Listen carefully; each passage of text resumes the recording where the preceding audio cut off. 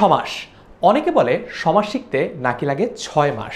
তবে আজকের ক্লাসে আমি ডেমো ক্লাস হলেও মোটামুটি প্রমাণ করে দিব যে সমাস শিখতে আসলে 6 মাস না, আমাদের কাছে আমাদের পেইড ব্যাচের 2টা ক্লাস করাই যথেষ্ট। আজকের ক্লাসটা যেহেতু একটা ডেমো ক্লাস, মানে হচ্ছে কিভাবে আমরা আমাদের পেইড ব্যাচের ক্লাসে পড়াই, আমাদের পেইড ব্যাচের কোর্সে অন্তর্ভুক্ত হলে বা ভর্তি হলে কি কি সুবিধা পাওয়া যেতে পারে সেগুলো নিয়ে আলোচনা করবো। এই জন্য আজকে সমাসের একেবারে সব কিছু পড়াবো না বা সব কিছু পড়ানোর সময়ও হয়তো বা পাবো না, কিন্তু যতটুকু সম্ভব আমি আজকে তোমাকে দেখিয়ে দেবো যে সমাস আসলে কিভাবে পড়তে হয় এবং আমাদের পেইড ব্যাচে কিভাবে তোমাকে আজকে আমরা সমাস পড়াবো সেটারও একটা ডেমনস্ট্রেশন দেখিয়ে দিব। সো শুরুতে একটু ক্লাসের স্লাইডে কি কি আছে সেটা দেখাই, তারপর আমরা পুরো ক্লাসটাতে চলে যাব। ফার্স্টে আমাদের পেইড ব্যাচে কি কি সুবিধা পাওয়া যায় সেটা নিয়ে বিস্তারিত আলোচনা আছে। তারপরে একেবারে ধরে ধরে সমাসের যে উপাদানগুলো সেগুলো কিভাবে আলাদা করতে হয় সেটা আছে। তারপরে সমাসের যে প্রকারভেদগুলো, সাব ক্যাটাগরি, মেইন ক্যাটাগরি সেগুলো দেওয়া আছে। কোনটা কেন হচ্ছে, কিভাবে হচ্ছে, কোন কোন উদাহরণগুলো এইচএসসির জন্য ইম্পর্টেন্ট সেগুলো দেওয়া আছে। এবং সবার লাস্টে গিয়ে এইচএসসির একটা বোর্ডের একটা ডেমো প্রশ্ন দেওয়া আছে, যাতে করে তুমি বুঝতে পারো যে আমাদের কাছে পেইড ব্যাচের স্টুডেন্টরা কীরকম সুবিধা পায় এবং কীভাবে তারা পড়ালেখাটা করতে পারে। সো এই ক্লাসটা যদি তুমি মনোযোগ দিয়ে করো তাহলে সমাসে মোটামুটি তোমার যা যা সমস্যা সব দূর হয়ে যাবে। বাট সব সমস্যা যদি তুমি দূর করতে চাও, একেবারে থিওরি বলো, বেসিক বলো, প্র্যাকটিস বলো, প্রিভিয়াস ইয়ারের কোয়েশ্চেন সলভিং বলো, তাহলে কিন্তু আমাদের যে পেইড ব্যাচ রয়েছে সেখানে ভর্তি হতে হবে। আমি একটু শুরু করি যে আমাদের পেইড ব্যাচে কেন ভর্তি হবে তুমি সেই আলোচনাটা দিয়ে। আমরা ক্লাসের স্লাইডের একেবারে শুরুতেই দেখব যে আমাদের পেইড ব্যাচে যারা স্টুডেন্ট রয়েছে তাদের জন্য কি কি ফিচার বা কি কি সুবিধা আমাদের পক্ষ থেকে ব্যবস্থা করা হয়েছে। সো ফার্স্ট অফ অল, আমাদের যে লাইভ ক্লাসগুলো হয়, অর্থাৎ এইচএসসি যে লাইভ ক্লাসগুলো আমরা নেই, সেই লাইভ ক্লাসে প্রত্যেকটা ক্লাসের ডিউরেশন 1.5 ঘন্টা করে হয়। এই 1.5 ঘন্টার ক্লাসে আমাদের যেই টপিকগুলো ছোট টপিক সেগুলো আমরা একটা ক্লাসে কভার করে ফেলি, আর যে টপিকগুলো বড় টপিক, ফর এক্সাম্পল সমাস আমরা আমাদের পেইড ব্যাচে 2টা ক্লাসের মাধ্যমে কমপ্লিট করাই। সো বুঝতেই পারছো 1.5 ঘন্টা 3 ঘন্টার ক্লাসে পেইড ব্যাচে সমাস তোমাকে পড়ানো হবে। দ্বিতীয়ত, আমাদের যে ক্লাসগুলো কিন্তু ফেসবুকে বা জুমে হয় এরকম না। আমাদের ক্লাসগুলো 10 মিনিট স্কুলের ডেডিকেটেড অ্যাপ, অথবা তুমি যদি মোবাইলে অ্যাপ ব্যবহার করতে না চাও তাহলে 10 মিনিট স্কুলের যে ওয়েবসাইট সেখানে তুমি করতে পারবে। লাইভ ক্লাসগুলো অ্যাপ কিংবা ওয়েবসাইটে করার অনেকগুলো সুবিধা আছে। তোমার সবগুলো ডেটা আমরা ট্র্যাক করতে পারি। সেই ডেটার বেসিসে তোমার একটা লার্নিং ড্যাশবোর্ড আমরা বানিয়ে তোমাকে দেখাবো, একটা রিপোর্ট কার্ড তোমাকে দেওয়া হবে, যাতে করে তুমি নিজ থেকেই বুঝতে পারো যে তোমার পড়ালেখায় কোথায় ঘাটতি হয়েছে এবং সেই ঘাটতিকে বাড়তিতে রূপান্তর করতে হলে তোমাকে কি করতে হবে। এরপরে একেবারে প্রত্যেকটা ক্লাসে আমরা বেসিক পড়াই, সিকিউ, সমাসে তো সিকিউ নেই, কিন্তু বাংলা প্রথম পত্র যখন আমরা পড়াই সেই প্রথম পত্রে সিকিউ বলো, এমসিকিউ বলো, বোর্ড কোয়েশ্চেন সবগুলো কিন্তু আমরা পড়িয়ে দিই। পাশাপাশি প্রত্যেকটা ক্লাসের পরে ক্লাসের যে লেকচার স্লাইডটা রয়েছে, অর্থাৎ আজকে যেই স্লাইডটা তোমাকে এখন আমি দেখাচ্ছি, এরকম লেকচার স্লাইডগুলো দাগানো অবস্থায়, মানে ক্লাসের মধ্যে আমরা যা যা কিছু টিচাররা লিখি ক্লাসের স্লাইডের উপরে, কোন কোন জায়গাগুলো ইম্পর্টেন্ট মার্ক করে দেই, পুরো অ্যানোটেটেড স্লাইডটাই এরপরে ক্লাস শেষ হয়ে যাওয়ার পরে তোমরা পেয়ে যাবে 10 মিনিট স্কুলের অ্যাপ অথবা ওয়েবসাইট, যে কোনো জায়গা থেকে তোমরা এটা অ্যাক্সেস করতে পারবে। সামনে যদি আগাই, মনে করো যে কোনো কারণেই হোক, তোমার কলেজের পরীক্ষা বলো, অসুস্থতা বলো, কোথাও ঘুরতে গিয়েছো, যে কোনো কারণে যদি একটা লাইভ ক্লাস মিস হয়ে যায় তাহলে কিন্তু কোনো ভয়ের কারণ নেই। সেই লাইভ ক্লাসটার রেকর্ডেড ভার্সন 10 মিনিট স্কুলের অ্যাপ বা ওয়েবসাইটে পাবা, সেখান থেকে পরবর্তীতে আবার দেখে নিতে পারবা। অফলাইন কোচিং যখন আমিও আমার কলেজ লাইফে করতাম তখন যেটা হতো, যে কোনো কারণেই হোক না কেন, আমার দোষ থাকুক বা না থাকুক, কোনো একটা ক্লাস যদি কোনো কারণে মিস হয়ে যায় বা ক্লাসে কোনো কারণে যদি একটু আমি কোনো কিছু বুঝতে মিস করে ফেলি বা একটু অমনোযোগী হয়ে পড়ি, তাহলে কিন্তু ওই টপিকটা পরবর্তীতে কভার আপ করে নেওয়ার আর কোনো সুযোগই পাওয়া যেত না। কিন্তু 10 মিনিট স্কুলের অ্যাপ বা ওয়েবসাইটে আমাদের সবগুলো লাইভ ক্লাস হয়ে যাওয়ার পরেও কিন্তু রেকর্ডেড ভার্সন তোমরা পেয়ে যাবে একেবারে ক্লাসের পরেই। ওকে, তারপর যদি দেখি, এখন মনে করো একটা ক্লাস লাইভে তুমি করলা, রেকর্ড যখন দেখবা তখন কিন্তু তুমি চাইলে 10 মিনিট স্কুলের অ্যাপ বা ওয়েবসাইটের মাধ্যমে স্পিড বাড়িয়েও দেখতে পারো। অর্থাৎ যে ক্লাসটা আমরা 1.5 ঘন্টায় করাচ্ছি সেটা তুমি চাইলে 2x স্পিড দিয়ে তার অর্ধেক সময় করে ফেলতে পারো। বুঝতেই পারছো, এই ফ্লেক্সিবিলিটিটাও কিন্তু 10 মিনিট স্কুলের অ্যাপ অথবা ওয়েবসাইট তোমাকে দিচ্ছে। তারপরে আমাদের যে আর্কাইভ ক্লাস, অর্থাৎ আমরা যখন যে লাইভ ক্লাসগুলো নিচ্ছি সেটা তো তুমি লাইভে করছোই, সেটার রেকর্ডেড ভার্সন তুমি পেয়েও যাচ্ছ। কিন্তু মনে করো আমরা কোনো একটা টপিক পড়ানোর আগেই তোমার কলেজের পরীক্ষায় একটা টপিকের দিয়ে দিল যে এই টপিকটার উপর তোমার পরীক্ষা হবে, কিন্তু ওই টপিকটা আমরা তখনও লাইভে পড়াই নাই, পড়াবো একটু পরে, তখনও পড়াই নাই, সিরিয়ালে আসে নাই। তাহলে কি করব? তাহলে এইচএসসি 27 অর্থাৎ এর আগের ব্যাচের যে ক্লাসগুলো, সে আর্কাইভ ক্লাসগুলো কিন্তু তোমরা পেয়ে যাবে। একই ব্যাচের যে ক্লাস ছিল, একদম বেস্ট ক্লাসগুলো, আমরা তো প্রতি বছরই ক্লাস নিচ্ছি একই ক্লাস, একদম বেস্ট যে ক্লাসগুলো সেগুলো কিন্তু তোমরা এখানে পেয়ে যাবে। এবং তুমি তোমার সুবিধা মতো প্রস্তুতি নিতে পারবা, অর্থাৎ লাইভ ক্লাসের মতো চলবে। তুমি তোমার সুবিধা অনুযায়ী সবসময় লাইভ ক্লাসে অ্যাটেন্ড করার ট্রাই করবা, কিন্তু কোনো কারণে যদি লাইভ ক্লাস মিস হয়ে যায়, লাইভ ক্লাসের রেকর্ডেড ভার্সন দেখে নিবা। আর যদি কখনো এরকম হয় যে সিলেবাস মিসম্যাচ হয়, তাহলে তোমার জন্য সবগুলো টপিকের আর্কাইভ ক্লাস আগে থেকেই দেওয়া থাকবে, তুমি যে কোনো সময় সেই ক্লাসগুলো অ্যাক্সেস করে দেখে নিতে পারবে। ওকে, তারপর যদি বলি, এখন তো গেল ক্লাসের আলোচনা, লাইভ ক্লাস হলো, রেকর্ডেড ক্লাস হলো, এবার চলো দেখা যাক প্রস্তুতি কতটুকু হয়েছে সেটা যাচাই করার জন্য আমাদের পক্ষ থেকে কী রয়েছে। প্রত্যেকটা ক্লাসের পরে ডেইলি এক্সাম থাকছে, প্রত্যেকটা ক্লাসের পরে ডেইলি এমসিকিউ এক্সাম থাকছে, অর্থাৎ ক্লাসের পরে নিজেকে ঝালিয়ে নেওয়ার জন্য আমরা আমাদের অ্যাপেই তোমার জন্য এমসিকিউ এক্সাম লিস্ট করে দিচ্ছি। সেই পরীক্ষাগুলো দিয়ে তুমি কিন্তু লিডার বোর্ডে দেখতে পারবা, অর্থাৎ তোমার বাকি বন্ধুদের চেয়ে তুমি কি ভালো করছো নাকি খারাপ করছো, তোমার সিরিয়াল কোথায় সেটা তুমি দেখতে পারবা। কতটুকু সময় লেগেছে, কতগুলো উত্তর তুমি সঠিক করেছো, যে উত্তরগুলো ভুল করেছো, সবগুলো একেবারে সিরিয়ালি তোমাকে সাজিয়ে দেওয়া হবে। তারপর যদি দেখি মান্থলি এক্সাম থাকছে, অর্থাৎ প্রতিদিনের পড়া দিনে তো তুমি পড়লা, কিন্তু সারা মাসে যা পড়লা সেটা যদি একবার তোমাকে আমরা রিভাইজ না করাই, তুমি কিন্তু পরবর্তীতে গিয়ে ভুলে যাবা। এই জন্য মান্থলি এক্সামেও পুরো মাসের ক্লাসের উপর এক্সাম হবে, এবং নিজের যে প্রোগ্রেস, এই প্রোগ্রেসটা দেখার জন্য তুমি কিন্তু মান্থলি যে লিডার বোর্ডটা আছে সেই লিডার বোর্ডটার হেল্প নিতে পারবা। এরপরে মডেল টেস্ট রয়েছে, অর্থাৎ একেবারে কোর্সের শেষ পর্যায়ে গিয়ে যখন সব কিছু হয়ে যাবে, ডেইলি এক্সাম দিলা, মান্থলি এক্সাম দিলা, একেবারে কোর্সের শেষে গিয়ে তুমি 3টা পূর্ণাঙ্গ মডেল টেস্ট দিতে পারবা।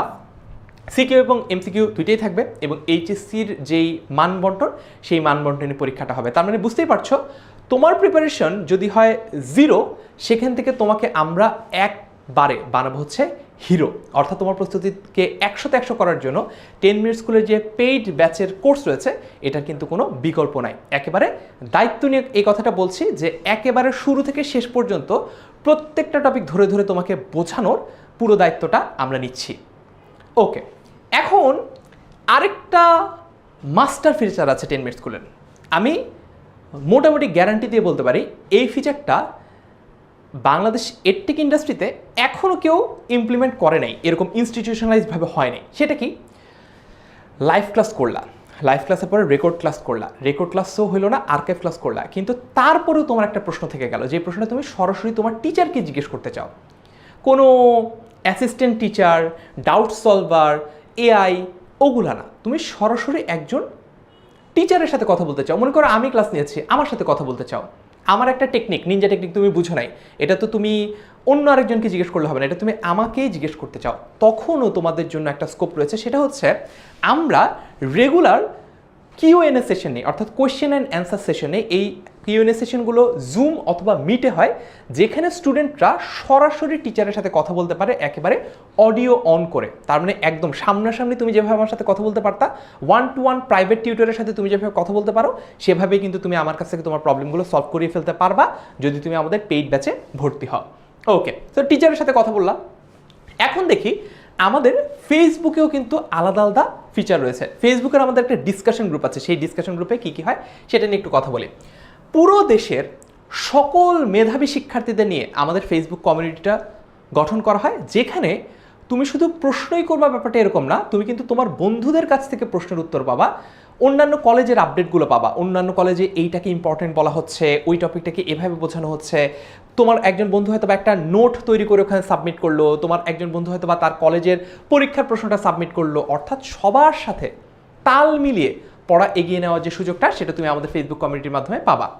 পাশাপাশি তুমি তোমার যে কোনো প্রশ্ন, live class, recorded class, archive class, Q and A class, এতগুলো জায়গাও যদি সলভ করতে না পারো, তুমি কিন্তু 10 মিনিট স্কুলের যে ফেসবুক গ্রুপটা রয়েছে, পেইড ফেসবুক গ্রুপ, সেই গ্রুপে আমাদের প্রত্যেকটা কোর্সের জন্য একটা একটা করে পেইড ফেসবুক গ্রুপ থাকে, সেই পেইড ফেসবুক গ্রুপে তুমি পোস্ট করবা, তোমার সেই পোস্টের রিপ্লাই তোমার সেই কোর্সের টিচাররাই দিবে। বাংলার ক্ষেত্রে আমি রিপ্লাই দেই, তোমাদের ফার্সিম ভাইয়া রিপ্লাই দেয়, আর ইন দ্য মিন টাইম তোমার বাকি বন্ধুরা ওখানে রিপ্লাই দিতে পারে, সেটাতেও কোনো সমস্যা নেই, কিন্তু আমরা বলে দিব যে তোমাদের বাকি বন্ধুরা যে উত্তরটা দিয়েছে সেটা কি ঠিক নাকি ভুল। ওকে, তারপর দেখি যে আমরা এই গ্রুপটার মধ্যে শুধুমাত্র স্টুডেন্টরাই কন্টেন্ট দিচ্ছে এরকম না, আমরা অর্থাৎ টিচাররাও কিন্তু এখানে তোমাদেরকে সাজেশন দেই, পড়ার রুটিন দেই, কোনো একটা নোট আমাদের যদি বানানো থাকে হ্যান্ড নোট সেটা আমরা দেই। অর্থাৎ পেইড ব্যাচে যারা ভর্তি হয় শুধুমাত্র তাদের জন্য আরও বাড়তি সুযোগ সুবিধার ব্যবস্থা আমরা এই ফেসবুক গ্রুপটাতে করে থাকি। তোমরা সেখানেও সারাক্ষণ আমাদের সাথে কানেক্টেড থাকতে পারবা। কোনো কিছু না বুঝলে, আমাদের ক্লাস নিয়ে কোনো ফিডব্যাক থাকলে সেটাও কিন্তু সেখানে সরাসরি দিতে পারবা। ওকে, এরপর রয়েছে আমাদের মাস্টার বুক। আমাদের মাস্টার বুকটা হচ্ছে তোমার এইচএসসির জার্নির একটা মাস্টার সমাধান। আমাদের বাংলা যে মাস্টার বুক রয়েছে, ফার্স্ট পেপার সেকেন্ড পেপার আলাদা, এই বইগুলো যদি তুমি পড়ো তুমি প্রত্যেকটা গল্প কবিতার বেসিক বুঝতে পারবা, কঠিন লাইনগুলোর ব্যাখ্যা জানতে পারবা, জ্ঞানমূলকের জন্য কোন প্রশ্নগুলো ইম্পর্টেন্ট সেটা জানতে পারবা, অনুধাবনমূলক প্রশ্নের জন্য কোনগুলো ইম্পর্টেন্ট সেটা জানতে পারবা। অর্থাৎ একেবারে শুরু থেকে শেষ পর্যন্ত সব, সৃজনশীল কীভাবে লিখতে হয় সেটা জানবা, এবং ব্যাকরণের যে টপিকগুলো আমাদের সিলেবাসে রয়েছে এইচএসসির সেগুলোর সবিস্তারিত ব্যাখ্যা তোমরা এখানে জানতে পারবা। আরেকটা জিনিস একটু তোমাদেরকে বলে দিই, আমাদের এইচএসসির বাংলা মাস্টার বুকটা এমনভাবে তৈরি করা হয়েছে যাতে এটা শুধু তোমাকে এইচএসসিতেই সাহায্য না করে, এটা তোমাকে অ্যাডমিশনেও সাহায্য করে। তোমরা নিশ্চয়ই জানো যে আগে অ্যাডমিশন প্রিপারেশনের জন্য যত লম্বা সময় পাওয়া যেত, এখন কিন্তু সেই সময়টা আস্তে আস্তে কমে আসছে। অর্থাৎ তোমাদের সময় হয়তোবা এই অ্যাডমিশন প্রিপারেশনের টাইমটা আরও কমে যাবে। এই কারণে এইচএসসির শুরু থেকেই তুমি যদি একেবারে ফুল লেংথ একটা প্রিপারেশন নাও এইচএসসি প্লাস অ্যাডমিশন মিলিয়ে, তাহলে তুমি অ্যাডমিশনে বাকি সবার চেয়ে অনেক অনেক যোজন ব্যবধানে এগিয়ে থাকবে।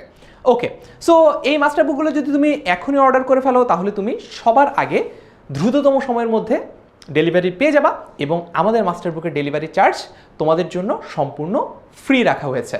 ওকে, তারপর যদি আগাই, এখন আরও কিছু স্পেশাল গিফট রয়েছে। সারা বছর সবচেয়ে বেশি যারা অ্যাক্টিভ থাকে তাদেরকে কিন্তু আমরা নানান রকমভাবে মান্থলি পুরস্কৃত করি। For example, class two exam পারফরমেন্সের উপর ভিত্তি করে প্রতি মাসে আমরা একজন স্টুডেন্ট অফ দ্য মান্থ নির্বাচন করবো। অর্থাৎ বাংলা কোর্সে তোমরা দেখবা প্রতি মাসে একজন করে নির্বাচিত হয়েছে স্টুডেন্ট অফ দ্য মান্থ হিসেবে।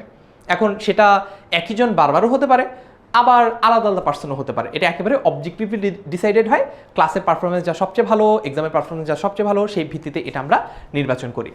তারপরে আমাদের যে ফেসবুক পেইড কমিউনিটি বা পেইড গ্রুপটা রয়েছে, যেটার মধ্যে শুধুমাত্র তোমরাই অ্যাক্সেস পাবা যারা কিনা ভর্তি হবা, সেই গ্রুপের সবচেয়ে যে স্টুডেন্টটা অ্যাক্টিভলি হেল্প করে বাকি স্টুডেন্টদেরকে, তাকে আমরা বলি হচ্ছে টপ কন্ট্রিবিউটার।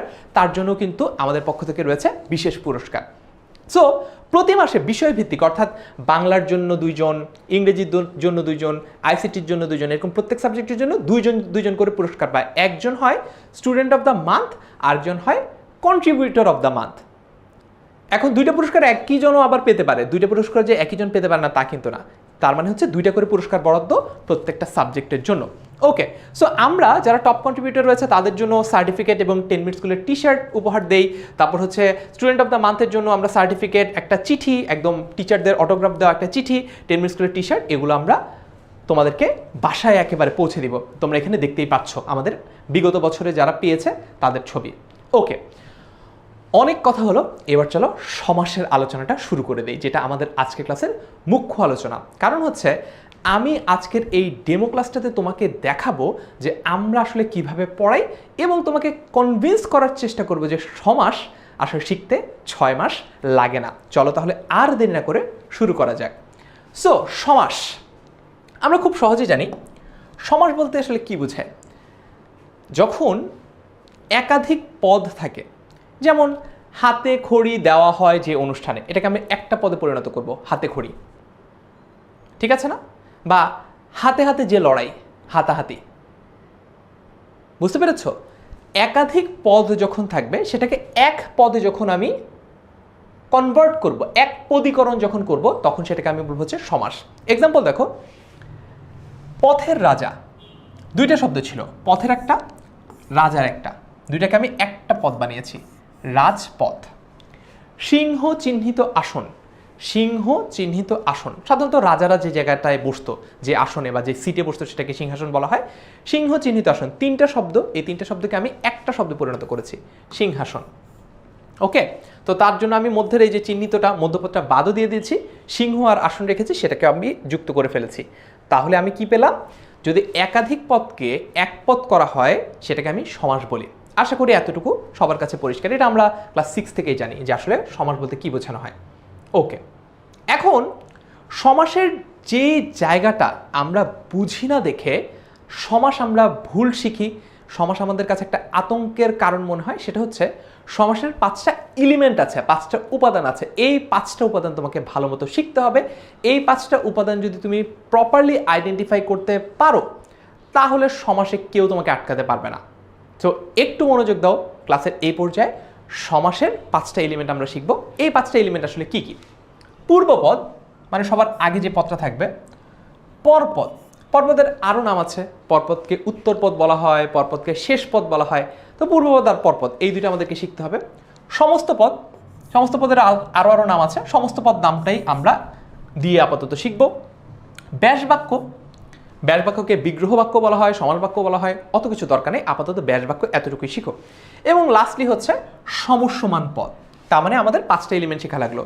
পূর্বপদ, পরপদ, সমস্ত পদ, ব্যাস বাক্য আর সমস্যমান পদ।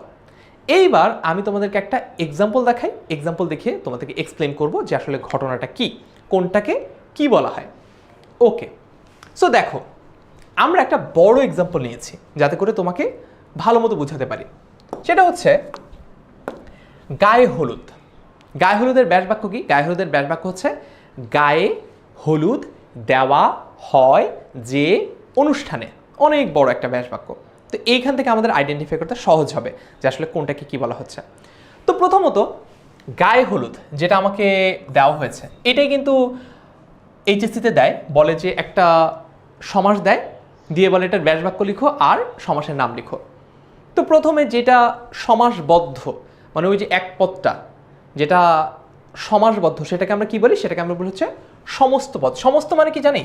সমস্ত মানে হচ্ছে কমপ্লিট, কমপ্লিট, কমপ্লিট প্যাকেজ, একেবারে কমপ্লিট সমস্ত পদ। তাহলে মেইন যেটা শব্দ যেটা সমাসে পরিণত হয়েছে, সমাস নিষ্পন্ন বলতে পারো, একপদী বলতে পারো, এটাকে আমরা বলছি সমস্ত পদ। তো গায়ে হলুদ হচ্ছে আমাদের সমস্ত পদ। এখন এই সমস্ত পদ থেকে আমরা পূর্বপদ আর পরপদ বের করব। বাংলাদেশের অধিকাংশ স্টুডেন্ট সমাস বুঝে না যে কারণে, সেটা হচ্ছে তারা পূর্বপদ আর পরপদ ভুলভাবে বের করে। তারা মনে করে পূর্বপদ আর পরপদ বের করতে হবে ব্যাস বাক্য থেকে। এটা অধিকাংশ স্টুডেন্ট ভুল করে, আই গেস তুমিও করো, আশা করি এই ক্লাসের পর করবে না। সমাসের পূর্বপদ এবং পরপদ সব সময় বের করতে হবে সমস্ত পদ থেকে। এটা আমার কথা না, এটা ডক্টর হায়াত মাহমুদের কথা। সমাসের পূর্বপদ আর পরপদ কোত্থেকে বের করতে হবে? পূর্বপদ আর পরপদ বের করতে হবে এই সমস্ত পদ থেকে। দেখো গায়ে, এখানে কি ছিল? গায়ে আগে, হলুদ পরে, তাহলে আমাদের গায়েটা হচ্ছে পূর্বপদ আর হলুদটা হচ্ছে পরপদ। এখানে দেখে তুমি হয়তো একটু কম কনফিউজ হচ্ছে, আমি তোমাকে একটা কনফিউজিং এক্সাম্পল দেখাই। মনে করো হাঁসের রাজা, দেখো হাঁসের রাজা, ঠিক আছে? হাঁসের রাজা, এটার ব্যাস বাক্য কি? হাঁসরাজ। এটার ব্যাস বাক্য কিন্তু হাঁসরাজ না, এটার ব্যাস বাক্য হচ্ছে রাজহাঁস। রাজহাঁস। এইবার দেখো ঝামেলাটা কোথায়, আমাদের লার্নিং এর ঝামেলাটা কোথায়? এইখানে হাঁস আগে আছে, এখানে রাজা পরে আছে, কিন্তু এইখানে আবার রাজ আগে আছে, এখানে রাজ আগে আছে, হাঁস এখানে পরে আছে। এইবার বুঝতে পেরেছো ঝামেলাটা কোথায়? আমরা মনে করি যে সব সমস্যাই বোধহয় এরকম হবে, সিংহাসনের মতো। সিংহাসন, দেখো বাংলাদেশের স্টুডেন্টরা সমাস ভুল শেখার মূল কারণ হচ্ছে, প্রথম যে উদাহরণটা সেটা হচ্ছে আমরা সিংহাসন দিয়ে শেখা শুরু করি। দেখো সিংহ চিহ্নিত, সিংহ চিহ্নিত আসন, আসন সমান সমান সিংহাসন। এখন এইখানে একটা ফান্ডামেন্টাল ঝামেলা কোথায় দেখাই? এখানে আমরা ঠিকই শিখি, আমরা শিখি কি? আমরা শিখি হচ্ছে আচ্ছা এখান থেকে পূর্বপদ আর পরপদ বের করতে হবে। তো আমরা ইন জেনারেল ধারণা করে নেই যে পূর্বপদ হচ্ছে এই যে পূর্বপদ, এই যে পরপদ, এখান থেকে ধরে নেই। এবং এটা এই কেসে সঠিকও হয়, কারণ হচ্ছে এখানে সিংহ আগেই আছে, এখানে আসন পরেই আছে, বেশিরভাগ ক্ষেত্রে এটা কারেক্ট হবে। কিন্তু দেখো আমরা যদি এটা সমস্ত পদ থেকে বের না করি সিংহাসনের ক্ষেত্রে ঝামেলা হচ্ছে না, কিন্তু এইখানে দেখো এখানে তো তোমার রাজপূর্বপদ, এখানে তো তোমার হাঁস পরপদ, বুঝতে পেরেছ? এখানে কিন্তু তোমার রাজপূর্বপদ হাঁস পরপদ। আমরা ব্যাস বাক্য থেকে যদি বের করি, ব্যাস বাক্য দেখে মনে হবে হাঁস পূর্বপদ রাজা পরপদ, কিন্তু আসলে তা না। আমরা বের করব হচ্ছে সমস্ত পদ থেকে। আমরা সব সময় পূর্বপদ আর পরপদ বের করব সমস্ত পদ থেকে। আমরা সব সময় পূর্বপদ আর পরপদ বের করব সমস্ত পদ থেকে। এটা আমার কথা না, ডক্টর হায়াত মাহমুদ স্যারের কথা। ঠিক আছে? সো চলো আমরা দেখে নিই কি আছে এখানে। সো এই যে দেখো, পূর্বপদ ও পরপদ নির্ণয় করতে হয় সমস্ত পদ থেকে। এটা কে বলছেন? ডক্টর হায়াত মাহমুদ স্যার বলেছেন। ওকে, তাহলে আমরা কি কি শিখলাম? আমরা সমস্ত পদ শিখলাম, সমস্ত পদ থেকে পূর্বপদ বের করতে হয় সেটা শিখলাম, এবং পরপদ বের করতে হয় সেটাও শিখলাম। এরপর আসি ব্যাস বাক্য। ব্যাস বাক্য সবচেয়ে সহজ। পুরো যে বাক্যাংশটা রয়েছে সেটাকেই বলে ব্যাস বাক্য। যেমন এখানে পুরোটা গায়ে হলুদ দেওয়া হয় যে অনুষ্ঠানে, এই পুরাটাই হচ্ছে আমাদের ব্যাস বাক্য। এটাও আমরা বুঝলাম। এরপরে আরেকটা ক্যাচ আছে, ক্যাচটা যদি তোমাদেরকে একটু ধরিয়ে দেই। ব্যাস বাক্যের প্রত্যেকটা শব্দ আলাদা আলাদা করে একটা একটা সমসমান পদ, বুঝতে পেরেছ? তার মানে এখানে গায়ে একটা সমসমান পদ, হলুদ আরেকটা সমসমান পদ, দেওয়া, হয়, যে, অনুষ্ঠানে, প্রত্যেকটা আলাদা আলাদা করে একটা একটা করে সমসমান পদ। ঠিক আছে? প্রত্যেকটা আলাদা আলাদা করে এক একটা সমসমান পদ, এইটা আমাকে মাথায় রাখতে হবে। গায়ে, হলুদ, দেওয়া, হয়, যে, অনুষ্ঠানে, প্রত্যেকটা আলাদা আলাদা করে এক একটা সমসমান পদ। ওকে, আশা করি বুঝতে পেরেছ। সো আমরা 5টা এলিমেন্টই কিন্তু শিখে ফেললাম। আমরা সমস্ত পদ শিখলাম, পূর্বপদ চিনলাম, পরপদ চিনলাম, ব্যাস বাক্য এটা আমরা আগে থেকেই চিনতাম, এবং লাস্টলি আমরা সমসমান পদটাও বুঝে ফেললাম যে সমসমান পদ আসলে প্রত্যেকটা আলাদা আলাদা করে সমসমান পদ হয়। আশা করি সমাসের এলিমেন্ট চিনতে তোমার আর কখনো সমস্যা হবে না। চলো এবার একটু সামনে আগাই। এখন আমরা সমাসের প্রকারভেদ দেখি। আমি যখন ছোট ছিলাম, আমি যখন পড়েছি কিংবা আমি যখন পড়ানো শুরু করেছি, তখন সমাস আমরা শিখতাম এবং শেখাতাম 6 প্রকার। কিন্তু বর্তমানে ব্যাকরণবিদরা একমত হয়েছেন যে না, সমাসকে আসলে ভাগ করতে হবে অর্থের প্রাধান্যের ভিত্তিতে, এবং অর্থের প্রাধান্যের ভিত্তিতে সমাস হচ্ছে 4 প্রকার। সমাস হচ্ছে 4 প্রকার। কি কি প্রকার? কর্মধারয়, তৎপুরুষ, দ্বন্দ্ব এবং বহুব্রীহি, এই 4 প্রকার। এই 4 প্রকারকে কিসের ভিত্তিতে ভাগ করেছি? এই 4 প্রকারকে ভাগ করেছি অর্থের প্রাধান্যের ভিত্তিতে। তার মানে পূর্বপদের অর্থের প্রাধান্য বেশি, পরপদের অর্থের প্রাধান্য বেশি, দুই পদের অর্থের প্রাধান্য বেশি, নাকি অন্য কোনো পদের অর্থের প্রাধান্য বেশি, এইভাবে আমরা সমাসকে ভাগ করেছি। চলো সেটাও একটু দেখে নিই। তো এখানে দেখতে পাচ্ছি দ্বন্দ্ব। দ্বন্দ্ব কোনটা? দ্বন্দ্ব হচ্ছে যে মা বাবা, খাতা কলম, যেখানে দুইটা পদেরই অর্থের প্রাধান্য সেম সেম। তার মানে আমরা দ্বন্দ্বে উভয় পদেরই অর্থের প্রাধান্য সেম, এটা আমরা পারলাম। বহুব্রীহি খুবই অদ্ভুত ধরনের একটা সমাস। বহুব্রীহিতে আসলে পূর্বপদের অর্থও বোঝায় না, পরপদের অর্থও বোঝায় না, এটা অন্য কোনো একটা পদের অর্থের প্রধান বোঝায়। এই জন্য এইটা হচ্ছে অন্য কোনো পদকে প্রাধান্য দেয়। সো বহুব্রীহিটা আমরা বুঝলাম। এখন আমাদের মনে রাখতে হবে কর্মধারয় আর তৎপুরুষ এই দুইটা সমাসে পরপদের অর্থ প্রধান। কর্মধারয় এবং তৎপুরুষ এই দুইটা সমাসে কিসের অর্থ প্রধান? এই দুইটা সমাসে হচ্ছে পরপদের অর্থ প্রধান। চলো এইটা একটু দেখি ঘটনাটা কি। মনে রাখবো কিভাবে? একটা নিনজা টেকনিক, যেটা দিয়ে আমি আমার পেইড ব্যাচে ক্লাসগুলো নেই। দেখো, কর্মধারয় কি আছে? এখানে একটা র আছে। কর্মধারয়, এখানে একটা র আছে। তৎপুরুষ, এখানে একটা র আছে, তাই না? পর, এই যে দেখো এখানেও একটা র আছে। তো নিনজা টেকনিকটা খুবই সিম্পল। কর্মধারয় র আছে, তৎপুরুষ র আছে, পরপদ র আছে। এইভাবে আমরা মনে রাখতে পারবো। তাহলে কি মনে রাখতে হবে এখান থেকে? আমরা এখান থেকে মনে রাখবো দ্বন্দ্ব সমাসে উভয় পদের অর্থই প্রধান, বহুব্রীহি সমাসে কোন পদের যে অর্থ প্রধান এটা আমরা জানি না, অন্য কোন একটা পদের অর্থ প্রধান, আর কর্মধারয় এবং তৎপুরুষ এই দুইটা জায়গায় পরপদের অর্থ প্রধান। আশা করি এইটাও আমরা ক্লিয়ারলি মনে রাখতে পারবো।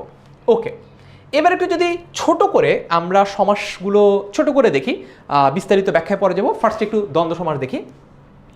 যে সমাসে প্রত্যেকটি সমসমান পদের অর্থের প্রাধান্য থাকে, এখানে সমসমান পদ থাকেই সাধারণত দুইটা, সাধারণত দুইটা থাকে। যেমন মা, বাবা, ঠিক আছে? এইগুলোকে আমরা বলি হচ্ছে দ্বন্দ্ব সমাস। এই দ্বন্দ্বের মানে কি? এই দ্বন্দ্বের মানে মিলনও হয়, এই দ্বন্দ্বের মানে আবার বিচ্ছেদ হয়। খুবই ইন্টারেস্টিং একটা শব্দ দ্বন্দ্ব। দেখো, তাল ও তমাল, তাল তমাল, এখানে তালের অর্থ যেই প্রাধান্য পাচ্ছে, তমালের অর্থ একই প্রাধান্য পাচ্ছে। দোয়াত ও কলম, দোয়াতের অর্থ যে প্রাধান্য পাচ্ছে, কলমের অর্থ একই প্রাধান্য পাচ্ছে। এই কারণে এটা হচ্ছে দ্বন্দ্ব সমাস। দ্বন্দ্ব সমাসে কোন পদের অর্থের প্রধান হয়? দ্বন্দ্ব সমাসে পূর্বপদের অর্থ প্রাধান্য পায়, পরপদের অর্থ প্রাধান্য পায়। দুই পদের অর্থের প্রাধান্য এখানে সেম সেম থাকে, কোনো ডিফারেন্ট থাকে না। সেম সেম বাট ডিফারেন্ট এমন না, এখানে সেম সেম থাকে। ওকে, ঠিক আছে। তারপরে দেখি কর্মধারয় সমাস, কর্মধারয়, তাহলে পরপদের অর্থ প্রধান। ওকে, দেখি যেখানে বিশেষণ বা বিশেষণ ভাবাপন্ন, তার মানে আমরা ইংরেজিটা একটু ভালো পারি, বিশেষ্য বিশেষণ অনেক সময় আমাদের গুলিয়ে যায়। তো বিশেষণ হচ্ছে অ্যাডজেক্টিভ, রাইট? অ্যাডজেক্টিভ, আচ্ছা অ্যাডজেক্টিভ। আর কি থাকে? অ্যাডজেক্টিভের সাথে বিশেষ্য বা বিশেষ্য ভাবাপন্ন বা নাউন, তার মানে কি হয়? অ্যাডজেক্টিভ প্লাস নাউন হয়, সেই সমাসকে আমরা কর্মধারয় বলি। এই সমাসে আবার পরপদের অর্থ প্রাধান্য পায়। ওকে, একটা এক্সাম্পল দেখি। নীল যে আকাশ, আরে মিলে গেছে তো। নীল এটা তো একটা রং, তাই না? তাহলে এটা কি? অ্যাডজেক্টিভ বা বিশেষণ। বিশেষণ কি? বিশেষণ হচ্ছে যেই পদ নাউন বা প্রোনাউন অর্থাৎ বিশেষ্য বা সর্বনামের দোষ, গুণ, অবস্থা, পরিমাণ, সংখ্যা, রং ইত্যাদি বোঝায়, পাশের পাশের আন্টির মতো, তাকে আমরা বলি হচ্ছে কি? বিশেষণ। তো এই যে দেখো নীল, নীল একটা রঙের নাম, নীল বিশেষণ। আর পরেরটা কি? পরেরটা হচ্ছে আকাশ। আকাশ, আকাশ কি? আকাশ একটা নাউন, নাউন এন লিখলাম বা বিশেষ্য। দেখো তো তাহলে মিলেছে কিনা?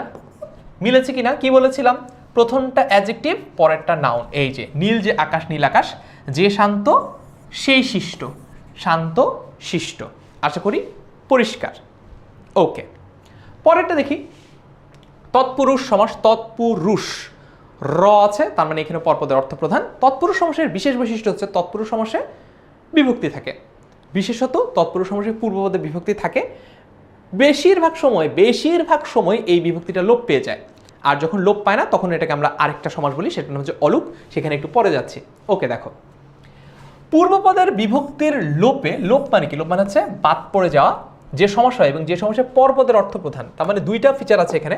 একটা হচ্ছে সাধারণত পূর্বপদে বিভক্তি থাকে, আর একটা হচ্ছে পরপদের অর্থটা প্রধান। পরপদের অর্থটা প্রধান, তাকে আমরা তৎপুরুষ সমাস বলি। ওকে, আচ্ছা। যেমন বিপদকে আপন্ন, এইটা যদি একটু এক্সপ্লেন করি। মূল শব্দটা হচ্ছে বিপদ, বিপদ এটা পূর্বপদ। তো এই যে দেখো বিপদ, এটা তো আগে আছে তাই এটা পূর্বপদ। ওকে, মিলেছে। পূর্বপদের সাথে কি থাকবে? পূর্বপদের সাথে একটা বিভক্তি থাকবে। ওকে, দেখো বিপদের সাথে একটা দ্বিতীয় বিভক্তি আছে, কে। এই কে বিভক্তি আছে, তাই তো। এখন আমার এই যে ব্যাস বাক্যে কে ছিল, ব্যাস বাক্যে কিন্তু এই কেটা ছিল। পরবর্তীতে দেখো যখন সমাস নিষ্পন্ন হয়েছে এই কেটা বাদ পড়ে গেছে, তার মানে আমাদের সূত্র মিলে গেছে। সূত্রতে কি বলা হয়েছিল? সূত্রতে বলা হয়েছিল পূর্বপদে একটা বিভক্তি থাকবে। মূল শব্দ ছিল বিপদ, এর সাথে একটা কে বিভক্তি ছিল, কিন্তু দিস ইজ ট্রু, এখানে একটা কে বিভক্তি ছিল। কিন্তু এই কে বিভক্তিটা যখন সমাস নিষ্পন্ন হয়েছে তখন এই বেচারাকে বাদ দিয়ে দেওয়া হয়েছে। তার মানে পূর্বপদে একটা বিভক্তি থাকবে ব্যাস বাক্যে, কিন্তু যখন সেটাকে সমাস নিষ্পন্ন করা হবে তখন এই বিভক্তিটাকে বাদ দিয়ে দেওয়া হবে। কাজ শেষ, খোদা হাফেজ, এইভাবে করে তাকে বাদ দিয়ে দেওয়া হবে। এই কারণে এটাকে আমরা কি বলবো? এই কারণে এটাকে আমরা বলবো হচ্ছে তৎপুরুষ সমাস। আশা করি এইটাও তোমার কাছে ক্লিয়ার। ওকে, সো মেইন ক্যাটাগরি লাস্ট, সেটা হচ্ছে বহুব্রীহি সমাস। বহুব্রীহি সমাসটা যদি একটু দেখাই, বহুব্রীহি সমাস কি? অন্য কোনো একটা পদের অর্থ প্রধান। এইখানে একটু তোমাকে একটা জিনিস বুঝতে হবে, বিনা পানিতে যার, পানি বলতে এখানে হাত বোঝাচ্ছে, একটু বুঝো। বিনা একটা বাদ্যযন্ত্র,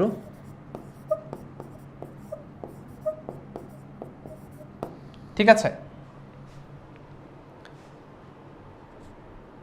হাতে বিনাজার, সিম্পলি এভাবে বোঝাচ্ছে হাতে বিনাজার। এটা খুব ব্রড একটা মিনিং বোঝাচ্ছে। তার মানে যে কারোর হাতে যদি বিনা থাকে তাহলেই হবে, যে কারোর হাতে যদি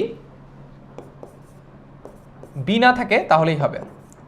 কিন্তু ইন রিয়েল বিনা পানি বলতে শুধুমাত্র স্পেসিফিক্যালি সরস্বতী দেবীকে বোঝায়। সো এটার মিনিংটা অনেক ন্যারো, ন্যারো না, মানে I would say specific meaning, খুবই স্পেসিফিক একটা মিনিং।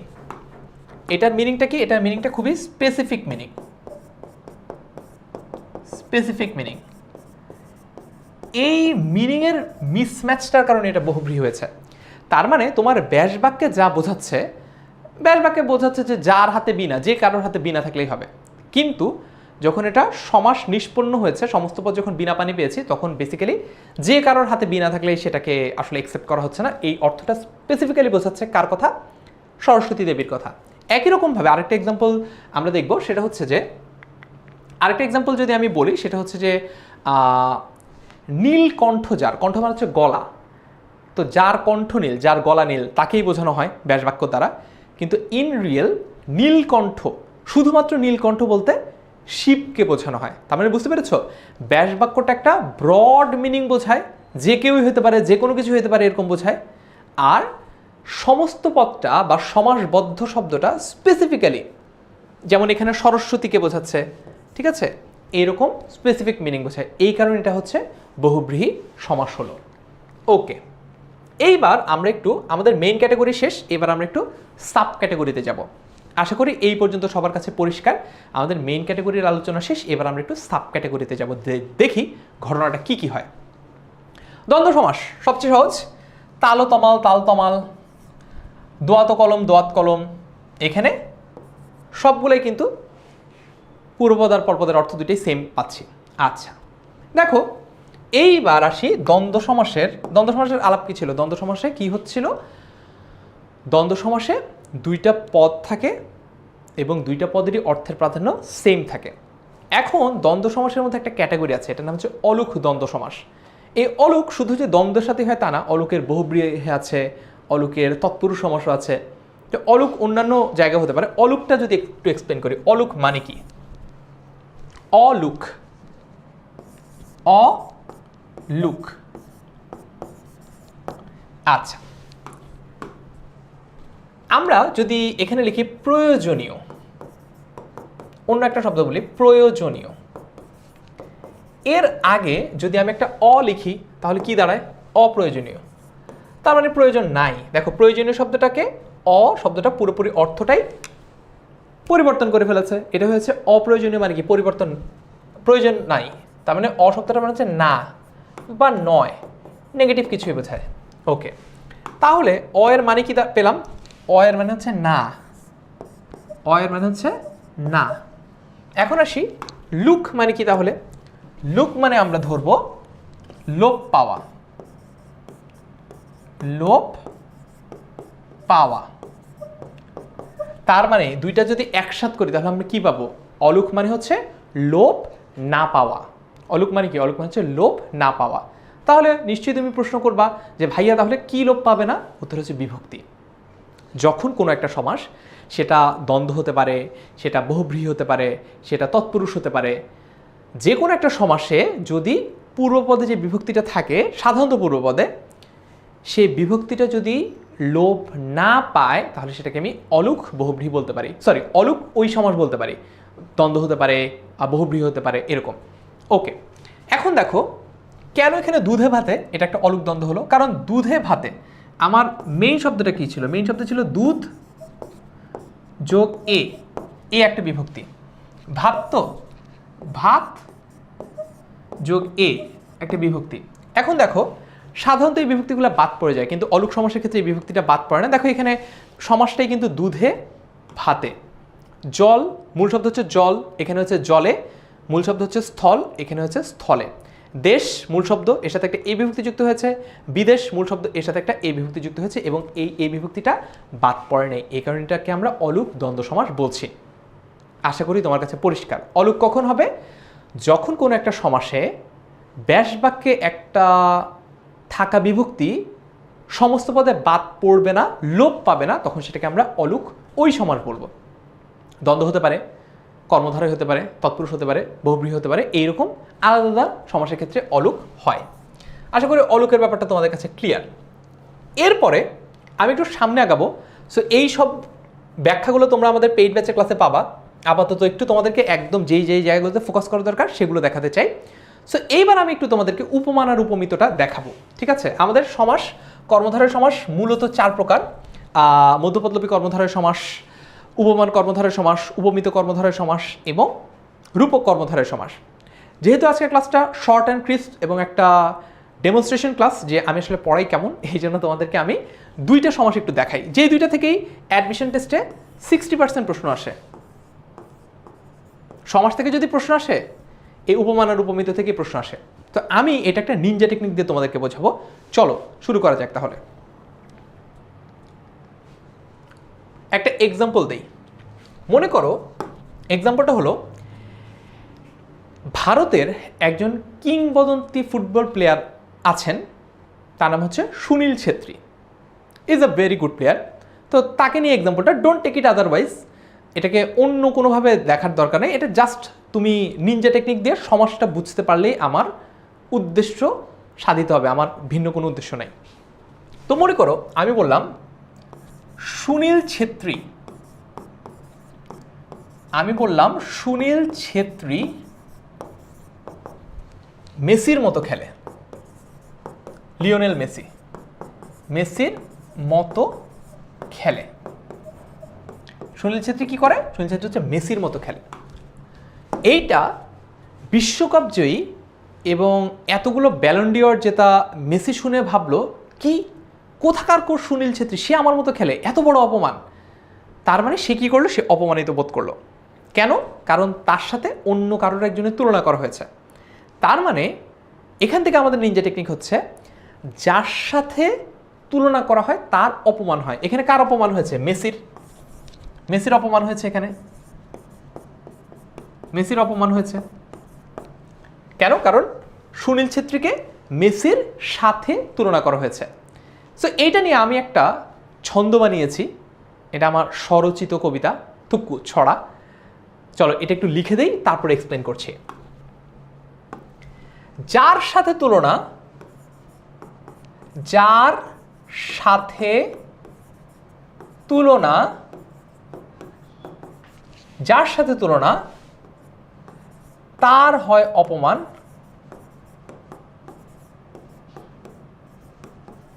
যার সাথে তুলনা তার হয় অপমান, যার হয় অপমান, যার হয় অপমান তার নাম উপমান। দেখো তো, তার নাম উপমান। দেখো তো এবার কি নিনজা টেকনিকটা আস্তে আস্তে মিলছে কিনা। ছন্দটা যদি একটু বোঝার চেষ্টা করো, যার সাথে তুলনা তার হয় অপমান, যার হয় অপমান তার নাম উপমান। তাহলে এখানে তুলনা করা হয়েছিল মেসির সাথে, মেসির তাহলে এখানে একটা অপমান হয়েছিল। তো মেসিকে আমরা বলতে পারি, এই তুলনার বিবেচনায় মেসিকে আমরা বলতে পারি হচ্ছে উপমান। ওকে, ছড়াটা মনে রাখলেই পুরোটুকু মনে রাখতে পারবা। যার সাথে তুলনা তার হয় অপমান, যার হয় অপমান তার নাম উপমান। ওকে, সো আরও কয়েকটা ফিচার এক্ষেত্রে থেকে একটু আমাদের আইডেন্টিফাই করতে হবে। তো এটা তো উপমান গেল। হ্যাঁ, আরেকটা শব্দ আছে। সো দুইটা ঘটনা হতে পারে, একটা তুলনায় দুইটা ঘটনা হতে পারে। এক, যার সাথে তুলনা হয়, যার সাথে তুলনা, আর আরেকটা হচ্ছে যাকে তুলনা, যাকে তুলনা। এখন আমরা যার সাথে তুলনা হয় সেটা তো বের করে ফেললাম। যার সাথে তুলনা তাকে আমরা উপমান বলছি, তাকে আমরা বলছি উপমান। আর যাকে তুলনা করছি, যাকে, যেমন এখানে সুনীল ছেত্রীকে তুলনা করছি, যাকে তুলনা করছি তাকে আমরা উপমিত বা উপমেয় বলছি, উপমেয় বা উপমিত বলছি। যাকে তুলনা করছি তাকে আমরা উপমেয় অথবা উপমিত বলছি। এইটা ফ্যাক্ট একটু কম, ফ্যাক্ট হলো এইটা মনে রাখা, যেটার জন্য ছন্দ বানিয়েছি। ওকে, এখন আরেকটা জিনিস আছে, সেটা হচ্ছে মনে করো ক্রিশ্চিয়ানো রোনালদোর সাথে কি সচিন টেন্ডুলকারকে তুলনা করা সম্ভব? The answer is no. কারণ ক্রিশ্চিয়ানো রোনালদো হচ্ছে একজন ফুটবলার, সচিন টেন্ডুলকার হচ্ছে একজন ক্রিকেটার। তাহলে ফুটবলার আর ক্রিকেটারের মধ্যে তুলনা করা সম্ভব না। অর্থাৎ দুইটা মানুষকে বা দুইটা জিনিসকে আমি যদি তুলনা করি, তাদের মধ্যে একটা কমন গ্রাউন্ড থাকতে হবে। তাদের মধ্যে কি থাকতে হবে? একটা কমন গ্রাউন্ড থাকতে হবে। এই কমন গ্রাউন্ডটাকে আমরা বলি হচ্ছে, যেমন এখানে আমরা সুনীল ছেত্রী আর মেসিকে তুলনা করছি তাদের খেলার ভিত্তিতে। এই কমন গ্রাউন্ডটাকে আমরা কি বলি? এই কমন গ্রাউন্ডটাকে আমরা বলি হচ্ছে সাধারণ ধর্ম। সাধারণ ধর্ম, এই সাধারণ ধর্মটা আমরা দেখাবো সামনে। সো আশা করি তোমাদের কাছে পরিষ্কার। আমি সরে দাঁড়াচ্ছি, তুমি চাইলে একটা স্ক্রিনশটও নিতে পারো। সো ছড়াটা হচ্ছে যার সাথে তুলনা তার হয় অপমান, যার হয় অপমান তার নাম উপমান। এটা আমরা মনে রাখবো। সুনীল ছেত্রী মেসির মতো খেলে এই এক্সাম্পলটা দিয়ে। এখানে মেসির সাথে তুলনা করা হচ্ছে, তাই মেসির অপমান হয়েছে, যার অপমান হয় তার নাম দিয়েছি আমরা উপমান। আর সুনীল ছেত্রী এখানে উপমেয় বা উপমিত, এভাবে তুমি ধরতে পারো। আর না ধরলেও সমস্যা নেই, আমার উপমানটা আলাদা করতে পারলেই হবে। এবং তাদের দুইজনের মধ্যে তুলনাটা হয়েছে একটা সাধারণ ধর্মের ভিত্তিতে, সেটা হচ্ছে তারা দুইজনই খেলোয়াড় বা তারা দুইজনই খেলে। আশা করি তোমার কাছে পরিষ্কার, স্ক্রিনশট নিয়ে নিয়েছো। এইবার চলো আমরা এখানে দেখি উপমান কর্মধারয় সমাস। উপমান কর্মধারয় সমাস, এখানে অনেক বইয়ের ভাষায় লেখা আছে, এত কিছু লাগবে না। দেখো, ভ্রমরের ন্যায় কৃষ্ণকেশ, ভ্রমর কৃষ্ণকেশ, ভ্রমরের ন্যায় কৃষ্ণকেশ, ভ্রমরের ন্যায় কৃষ্ণকেশ। ওকে, বা আমি যদি বলি কাজলের ন্যায় বা মতো কালো, কাজলের মতো কালো। এখন দেখো উপমান কর্মধারয় সমাসে কি থাকে? উপমান কর্মধারয় সমাসে কি কি থাকে? উপমানটা থাকে। উপমান কি থাকে? উপমান থাকে। কার সাথে তুলনা করা হচ্ছে? কাজলের সাথে। আচ্ছা, কাজল, ভ্রমর ন্যায় কৃষ্ণকেশ কার সাথে তুলনা করা হচ্ছে? ভ্রমরের সাথে। ভ্রমর আছে, এই যে ভ্রমর আছে, কাজল আছে, তাহলে উপমানটা আমরা পেয়ে গেছি। যার সাথে তুলনা করা হচ্ছে তার অপমান হচ্ছে, যার অপমান হচ্ছে তার নাম উপমান দিচ্ছি। তাহলে আমার উপমান কর্মধারয় সমাসে, যেহেতু এটা নামে উপমান কর্মধারয় সমাসে, তার মানে উপমান কর্মধারয় সে উপমানকে থাকতেই হবে। উপমিত থাকতে পারে, নাও থাকতে পারে। উপমান কর্মধারয় সমাসে যার সাথে তুলনা করা হচ্ছে তাকে থাকতেই হবে, দিস ইজ দ্য মাস্ট। উপমান কর্মধারয় সমাস মানেই যার সাথে তুলনা করা হচ্ছে তাকে থাকতেই হবে, দিস ইজ দ্য মাস্ট। তোমার নামে একটা সমাসের নামকরণ করেছি উপমান, তুমি থাকবা না, এটা কি হবে? মানে মনে করো তুমি গিয়েছো একটা বিয়ের দাওয়াতে, বিয়ের দাওয়াতে গিয়ে দেখো যার বিয়ের দাওয়াতে তুমি এসেছো সেই নাই, তাহলে কি এটা তার বিয়ে হবে? এটা তো একটা খাদ্য সভা হবে, মানে ভোজন সভা হবে, এটা তো আর তার বিয়ে হবে না, কারণ যার বিয়ে সেই নাই। একই কথা এখানেও প্রযোজ্য। উপমান কর্মধারয় সমাস, উপমানকে তো থাকতেই হবে, তাই না? তাহলে উপমান কর্মধারয় সমাসে কি কি থাকবে? প্রথম কথা হচ্ছে উপমান থাকবে, এবং ইম্পর্টেন্টলি একটা সাধারণ ধর্ম থাকবে। ইম্পর্টেন্টলি কি থাকবে? একটা সাধারণ ধর্ম থাকবে। সাধারণ ধর্ম কোনটাকে বলেছিলাম? যেটার ভিত্তিতে তুলনাটা করা হয়েছে। যেমন কাজলের ন্যায় কালো, তার মানে কাজলের সাথে কিসের জন্য একটা তুলনা করা হয়েছে? এই যে কিসের একটা তুলনা করা হয়েছে সেটা বলতে মানে বাধ্য না আমরা উপমানের ক্ষেত্রে। তো কাজলের ন্যায় কালো, এখানে দেখো কাজলের সাথে তুলনা করা হচ্ছে, এটা উপমান। কিসের ভিত্তিতে তুলনা করা হচ্ছে? এইটা হচ্ছে কি সাধারণ ধর্ম, কালো। এখানে দেখো ভ্রমরের ন্যায় কৃষ্ণকেশ, তার মানে ভ্রমরের মতো কালো চুল, এই কৃষ্ণটা হচ্ছে আমার এখানে সাধারণ ধর্ম। আবার যদি এরকম বলি যে তুষারের মানে বরফের ন্যায় শুভ্র, শুভ্র মানে কি? শুভ্র হচ্ছে সাদা, তাহলে এখানে আমাদের সাধারণ ধর্ম কি? সাধারণ ধর্ম হচ্ছে শুভ্র। আমাদের উপমান কি? তুষারের ন্যায়, তুষারের মতো, তুষারের সাথে তুলনা করা হয়েছে, বরফের সাথে তুলনা করা হয়েছে, যার সাথে তুলনা তার হয় অপমান, যার হয় অপমান তার নাম উপমান। তো তুষারের হচ্ছে গিয়ে আমাদের এখানে উপমান, আর শুভ্রটা হচ্ছে গিয়ে আমাদের সাধারণ ধর্ম। তার মানে বুঝে ফেলাম উপমান কর্মধারয় সমাস। আশা করি আর কখনো এখানে ঝামেলা হবে না। সেখানে কিছু এক্সাম্পল আছে, এই যে তুষারের ন্যায় শুভ্র, বকের ন্যায় ধার্মিক, অরুণের ন্যায় রাঙা, হরিণের ন্যায় চপল। এই এক্সাম্পলগুলো আমরা একটু মনে রাখবো, ঠিক আছে? এখানে এগুলো হচ্ছে উপমান, উপমান, উপমান, উপমান। সাধারণ ধর্ম কোনগুলা? সাধারণ ধর্ম থাকতেই হবে, সাধারণ ধর্ম থাকা ইজ আ মাস্ট। সাধারণ ধর্ম কোনগুলা? শুভ্র, ধার্মিক, রাঙা, চপল। সাধারণ ধর্ম বলতে বোঝানো হচ্ছে দুইটা জিনিসকে আমি যখন তুলনা করছি কিসের ভিত্তিতে তুলনা করছি। মনে করো আমি বললাম যে অরুণের ন্যায় রাঙা, মানে সূর্যের মতো রাঙা, সূর্যের মতো যে রাঙা, তাহলে সূর্যের সাথে অন্য কিছু একটা তুলনা করছি, সেইটা কিসের ভিত্তিতে তুলনা করছি? সেটা কত রাঙা, কত লাল, তার ভিত্তিতে তুলনা করছি। এই জন্য সাধারণ ধর্ম হচ্ছে রাঙা। ওকে, এবার যাবো হচ্ছে উপমিত কর্মধারয় সমাস। উপমিত কর্মধারয় সমাস সে জাস্ট একটা জিনিস মনে রাখবা, উপমিত কর্মধারয় সমাসে সাধারণ ধর্মের উল্লেখ থাকে না। সাধারণ ধর্মের উল্লেখ থাকে না। দেখো কি বললাম, এই যে দেখো আমি লিখি সাধারণ ধর্ম, সাধারণ ধর্মের উল্লেখ থাকে না। প্রমাণ করে দিচ্ছি, সাধারণ ধর্মের উল্লেখ থাকে না। দেখো একটা এক্সাম্পল, সবচেয়ে ফেমাস, সবচেয়ে পছন্দের, মুখচন্দ্রের ন্যায়। মুখচন্দ্র, আমার মুখটাকে চাঁদের সাথে তুলনা করা হচ্ছে, খুবই ভালো, শুনে ইনিশিয়ালিতে আমি খুশি হয়ে গেলাম। পরে আমি চিন্তা করলাম, আচ্ছা আমার মুখের সাথে চাঁদের তুলনা কেন করা হলো? চাঁদের যেরকম কলঙ্ক আছে আমার মুখেও কি ওরকম কলঙ্ক আছে? নাকি আমার মুখটা চাঁদের মতো একদম গোল? নাকি চাঁদের মতো আমার মুখেরও কোনো নিজস্ব আলো নেই? অথবা আমি কি চাঁদের মতো জ্বলজ্বল করি? নাকি আমি অন্যের আলো নিজের বলে দাবি করি?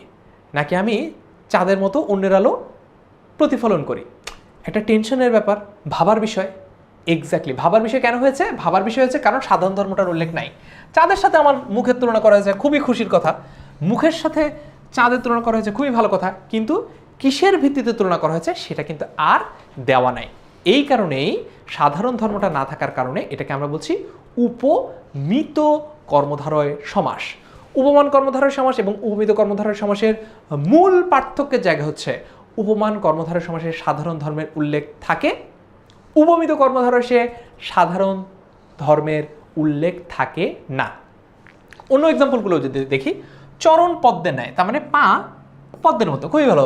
পদ্মের মধ্যে কি? গোল, লম্বা, ভেসে বেড়ায়, সবুজ, কি দেওয়া নেই, সাধারণ ধর্মটা দেওয়া নেই। কমল রক্তের ন্যায়, একই কথা, কমল কিসের মতো? রক্তের মতো। কিন্তু কিসের ভিত্তিতে? তুলনাটা কিসের ভিত্তিতে? যেহেতু সাধারণ ধর্মটা দেওয়া নেই, এই জন্য এটাকে আমরা বলছি উপমিত কর্মধারয় সমাস। ওকে, আরও কিছু সমাস আছে কর্মধারয়ের ক্ষেত্রে, ডেমো ক্লাসে পড়াচ্ছি না, ইনশাল্লাহ আমাদের পেইড ব্যাচের কোর্সে পড়াবো। মধ্যপদলবী সমাস আছে, রূপক কর্মধারয় সমাস আছে। এবার আমরা যাবো হচ্ছে তৎপুরুষ সমাসে। তৎপুরুষ সমাস সবচেয়ে সহজ যদি তুমি বিভক্তি পারো। তৎপুরুষ সমাস সবচেয়ে সহজ যদি তুমি বিভক্তি পারো। কি করতে হবে? তৎপুরুষ সমাসের জন্য বিভক্তি পারতে হবে। যেমন দ্বিতীয় বিভক্তি কি, তৃতীয় বিভক্তি কি, চতুর্থী বিভক্তি কি, পঞ্চমী, ষষ্ঠী, সপ্তমী, এই বিভক্তিগুলো পারতে হবে। সমাসের পূর্বপদে যেই বিভক্তিটা থাকবে সেই বিভক্তিটা লোপ পাওয়াই দিবা, সেই বিভক্তিটা যদি বাদ দিয়ে দাও তাহলে সেটা সেই বিভক্তির সমাস, তৎপুরুষ সমাস হবে। একটু যদি দেখাই এখানে কি কি আছে সমাসের বিভক্তি অনুসারে, তৎপুরুষ সমাস কি কি প্রকার? দ্বিতীয়া, তৃতীয়া, চতুর্থী, পঞ্চমী, ষষ্ঠী, সপ্তমী। আমি দুইটা এক্সাম্পল দেখাই, বাকিগুলো সেম হবে, বুঝতে পারবা। পূর্বপদে দ্বিতীয় বিভক্তি লোপ পেলে দ্বিতীয় তৎপুরুষ হয়। যেমন আম কে কুড়ানো, মূল শব্দটা কি? এখানে মূল শব্দটা হচ্ছে আম, এর সাথে যুক্ত হচ্ছে একটা কে বিভক্তি, কে বিভক্তি, আম আর কে বিভক্তি। এই কে বিভক্তিটা লোপ পেয়ে যাবে। দেখো আম কুড়ানো, তাহলে এই যে কে বাদ পড়ে গেল, এই কেটা কয় নম্বর বিভক্তি আমাদের? এই কেটা হচ্ছে একটা দ্বিতীয় বিভক্তি। এটা কি? এটা একটা দ্বিতীয় বিভক্তি। কে রে এগুলো হচ্ছে দ্বিতীয় বিভক্তি। আমাদের পেইড ব্যাচে আমি তোমাকে এই বিভক্তিগুলো লিস্টও একসাথে দিয়ে দিব, সেখানেও তুমি দেখে নিতে পারবা। আম কে বিভক্তি, আমের সাথে কে বিভক্তি যুক্ত হয়েছে। ওই কেটাকে যখন আমি এখানে বাদ দিয়ে দিয়েছি তখন যেহেতু এটা দ্বিতীয় বিভক্তি ছিল তাই এটাকে আমরা দ্বিতীয় তৎপুরুষ সমাস বলছি। একই রকমভাবে তৃতীয় বিভক্তি। সো সপ্তমীটা দেখাই, আচ্ছা ষষ্ঠীটা দেখাই। ষষ্ঠী, ষষ্ঠী বিভক্তি কোনগুলা?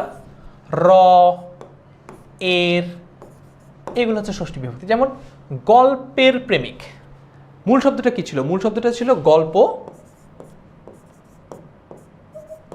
এর সাথে যুক্ত হয়েছে একটা এর বিভক্তি।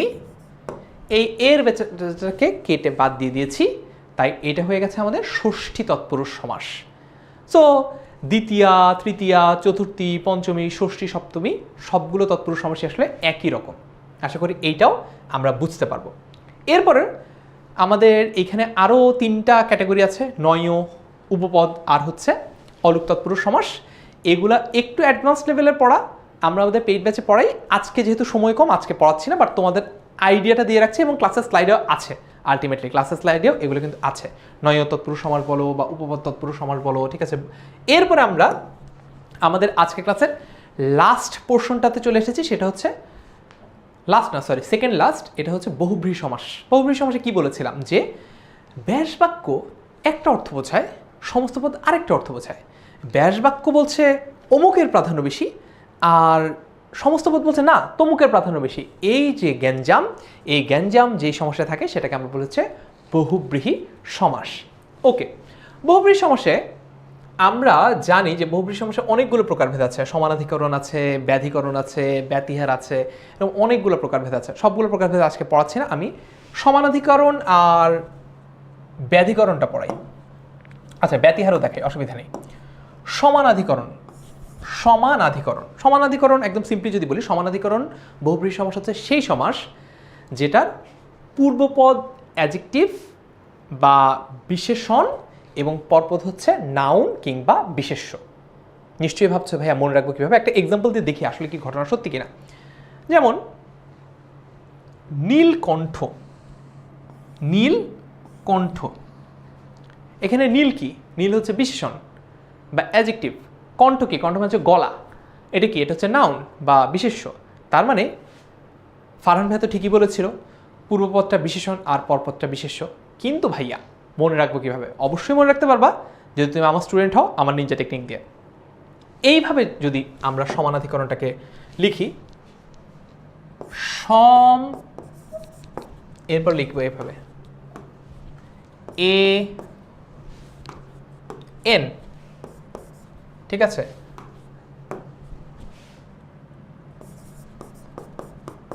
এইভাবে আবার পরীক্ষার হলে লিখে দিও না, কাটা খাবা। এইভাবে লিখলাম সম আন আধিকরণ, তাই তো? মিলেছে, সমান আধিকরণ। এখন এই এ দিয়ে কি? এ দিয়ে হচ্ছে অ্যাডজেক্টিভ। বুঝে ফেলেছো নিশ্চয়ই বুদ্ধিমান তুমি। এন দিয়ে কি? এন দিয়ে হচ্ছে নাউন।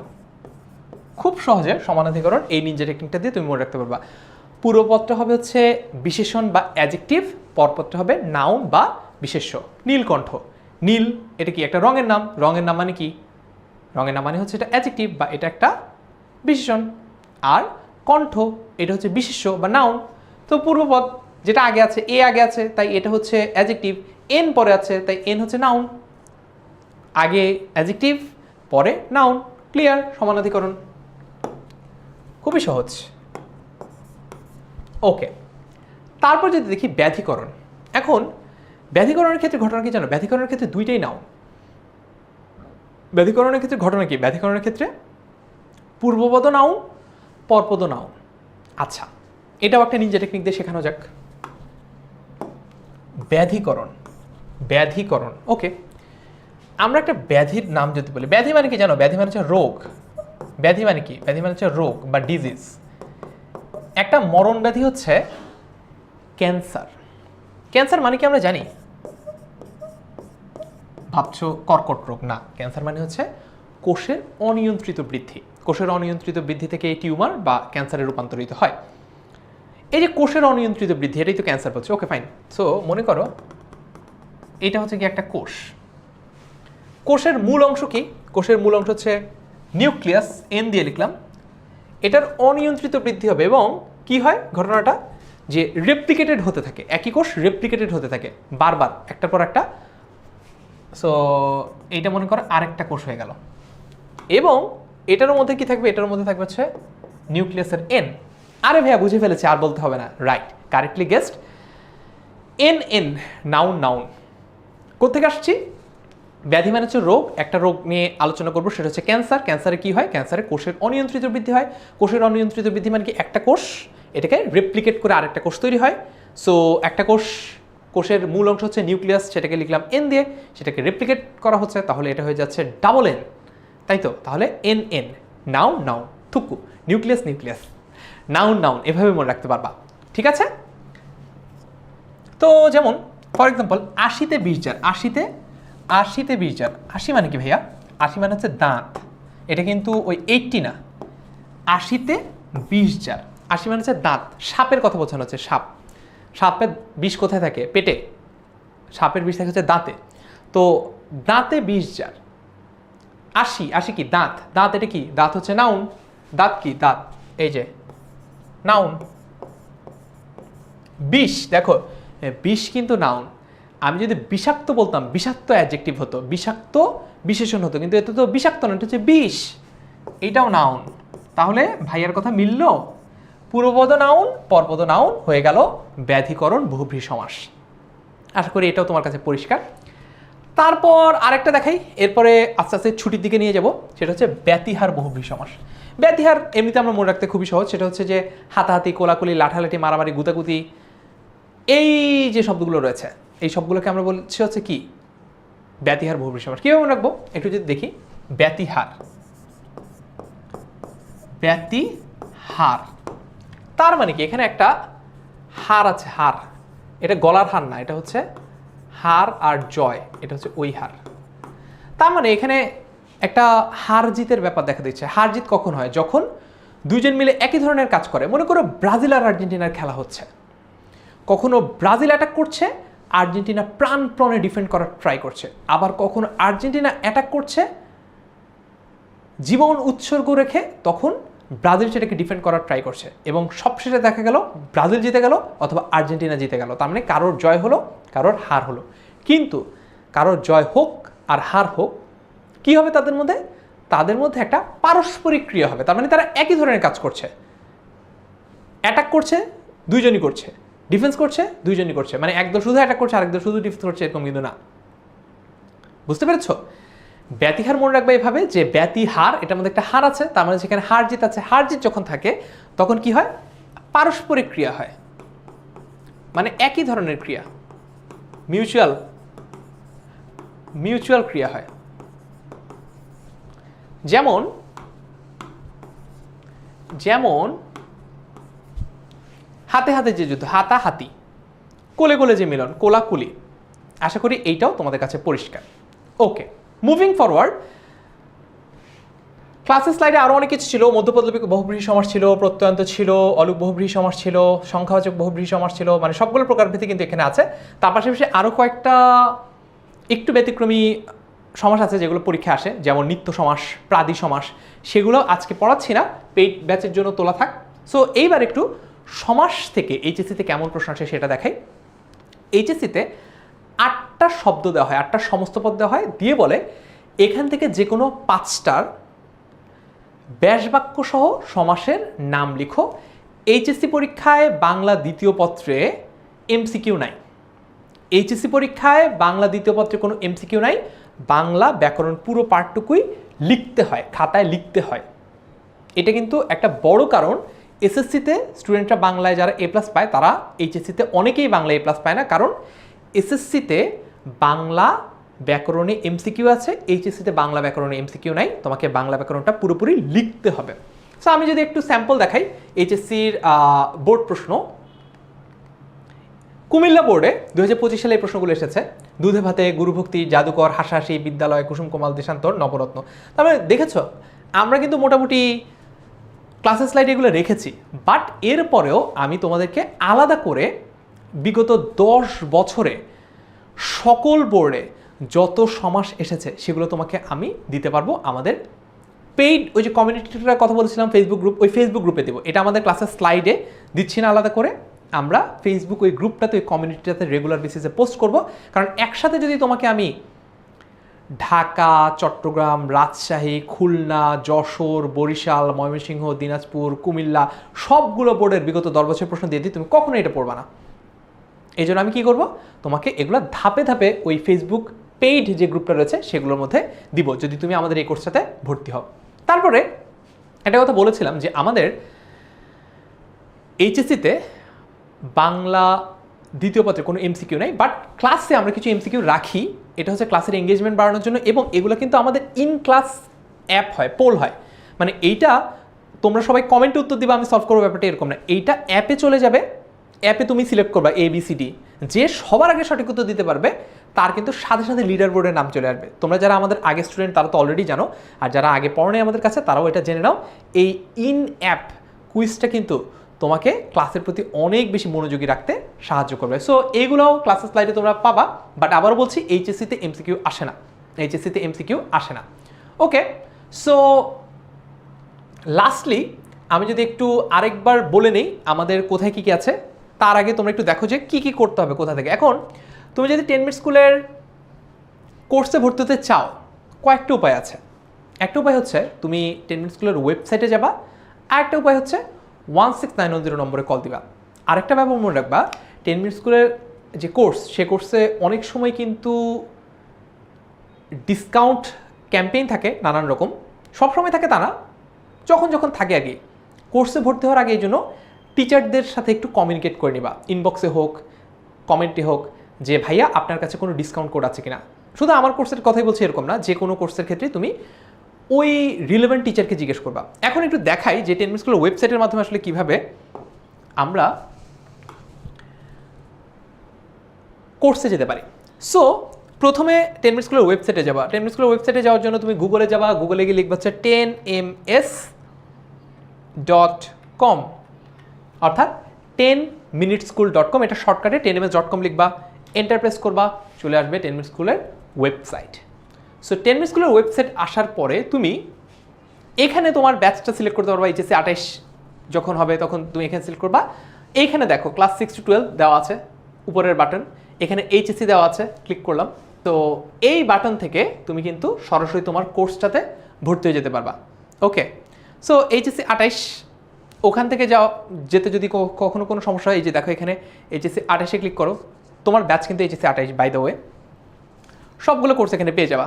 ঠিক আছে, আমি যেহেতু বাংলা পড়াই, তুমি শুধু বাংলার কোর্সেও ভর্তি হতে পারো, আবার চাইলে তুমি বাংলা ইংলিশ আইসিটির যে বান্ডেল সেখানেও ভর্তি হতে পারো। কী করবা, এই যে দেখো কোর্সের নাম দেখা যাচ্ছে এইচএসসি 28 অনলাইন ব্যাচ বাংলা ইংরেজি তথ্য যোগাযোগ প্রযুক্তি, আরও বিস্তারিত জানুন। সবুজ বাটন দেখলে ক্লিক করবা, ক্লিক করলাম। তারপর এখানে সবগুলো ডিটেলস কিন্তু দেওয়া আছে, কে কে তোমাদের টিচার থাকছেন, তোমাদের দুর্জয় ভাইয়া, মুনজিরিন আপু, পারভেজ ভাইয়া, ফারহান ভাইয়া, আমি, ফারসিম ভাইয়া, বিকন ভাইয়া, জাকি ভাইয়া, রনক ভাইয়া, সবাই কিন্তু থাকছে এবং ফুল ডিটেলস এখানে তোমরা স্ক্রল ডাউন করে করে পড়ে ফেলবা। ঠিক আছে, কি কি পাচ্ছ, আগের ব্যাচে যারা যারা আমাদের কাছে কোর্স করেছে তারা আমাদের ব্যাপারে কি বলেছে, তাদের টেস্টিমোনিয়ালগুলো, ঠিক আছে, সবগুলোই কিন্তু এখানে দেওয়া আছে। ওকে, এখন তুমি যদি ইংরেজি ভার্সনের স্টুডেন্ট হয়ে থাকো তাহলে তোমার জন্য কি প্রযোজ্য, সেটা হচ্ছে এই যে ক্লাসগুলো, বিশেষত বাংলা ইংলিশ আইসিটির যে কোর্সটা, এখানে বাংলার প্রশ্ন তো আসলে বাংলাই হয়, ইংলিশের প্রশ্ন তো আসলে ইংলিশে হয়। তুমি শুধু আইসিটি যেটা, সেটা কিন্তু ইংলিশ ভার্সন স্টুডেন্টদের জন্য না আর কি। তারপরও আমরা যখন যেভাবে পারবো আমরা বলে দেবো, বাট আমরা মানে ডিসক্লেমার দিয়ে দিচ্ছি যে এই কোর্সটা মূলত বাংলা মিডিয়াম স্টুডেন্টদের জন্য, বাট তুমি যদি পড়তে চাও পড়তে পারো, সমস্যা নেই। ওকে, সো এখন তুমি যেটা করবা, তুমি সব দেখলা, এখান থেকে তুমি কোর্সে ক্লিক করে তুমি কোর্সের প্রাইস দিয়ে ভর্তি হয়ে যেতে পারবা। আর যদি তুমি একটা ডিসকাউন্ট প্রোমো কোড চাও, তাহলে যে কোর্সে ভর্তি হচ্ছ সেই কোর্সের টিচারকে নক দিবা, নক দিয়ে ডিসকাউন্ট প্রোমো কোডটা চাইবা।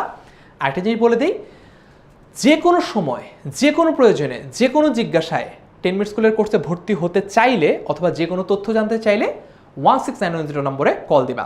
সো আরেকবার একটু দেখিয়ে দিয়ে আজকে ক্লাস এখানে শেষ করব।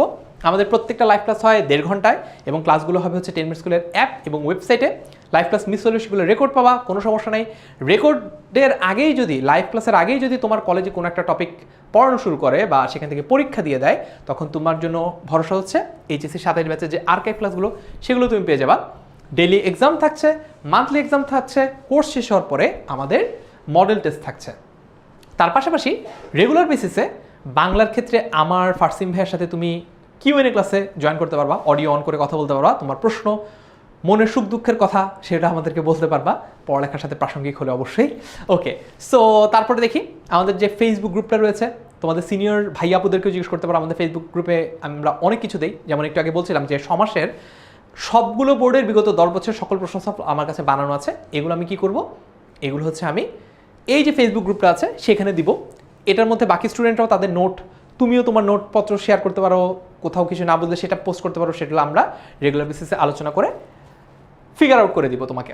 মাস্টার বুকটা যদি তুমি কালেক্ট করো, মাস্টার বুকটা যদি কিনে ফেলো, তাহলে তুমি তোমার অ্যাডমিশন এবং এইচএসসি দুইটা জার্নির জন্য একটা সিকিউরড বই হাতে পেয়ে যাবা এবং আমাদের পক্ষ থেকে তোমাদের জন্য উপহার, মাস্টার বুকের ডেলিভারি সম্পূর্ণ ফ্রি। আমাদের এই ফেসবুক গ্রুপে সবচেয়ে যে বেশি অ্যাক্টিভ থাকবে পজিটিভলি, তাকে আমরা কন্ট্রিবিউটার অফ দ্য মান্থ এই প্রাইসটা দিব। প্রত্যেকটা সাবজেক্টের জন্য একজন করে এটা পায় এবং ক্লাস আর এক্সামে সবচেয়ে ভালো যে করবে তার জন্য থাকছে student of the month award. আমাদের যতগুলো সাবজেক্ট, আমরা কিন্তু একমাত্র প্ল্যাটফর্ম হিসেবে সায়েন্স, কমার্স, আর্টস সব পড়াই। সায়েন্সের জন্য আমরা ফিজিক্স, কেমিস্ট্রি, ম্যাথ, বায়োলজি পড়াই। কমার্সের জন্য আমরা কমার্সের সাবজেক্টগুলো পড়াই। আর্টসের জন্য আমরা সিভিক্স, ইকোনমিক্স, জিওগ্রাফি এই সাবজেক্টগুলো পড়াই। আর অন টপ অফ দ্যাট সবগুলা গ্রুপের জন্য, সায়েন্স, কমার্স, আর্টস সবগুলো গ্রুপের জন্য বাংলা, ইংলিশ, আইসিটি পড়াই। প্রত্যেকটা আলাদা আলাদা সাবজেক্টের জন্য আলাদা আলাদা করে 2 জন প্রতি মাসে, একজন কন্ট্রিবিউটর অফ দ্য মান্থ হবে এবং আরেকজন স্টুডেন্ট অফ দ্য মান্থ হবে। ওকে, সো সব কিছুর পরে এতক্ষণ আমার সাথে থাকার জন্য ধন্যবাদ।